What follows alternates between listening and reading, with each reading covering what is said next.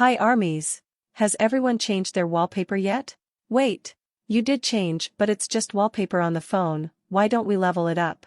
Let's make it a background in Google Chrome on your desktop too. Let me teach you how to do it. Now, open your computer or laptop, then go to your Google Chrome. You can see that it has been customized, but we will change until Suka's military enlistment. How to change? Just look for the edit icon at the bottom, right side. Just click it and your options will appear. Just a reminder that the background you want to change must be saved on your computer. Now select Upload from device and find a picture you want to change.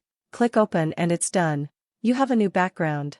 And if you have a lot of shortcuts, you can also remove them, especially if they are not really important in your life. Isn't that what we want? Aesthetic. Congratulations on your new background.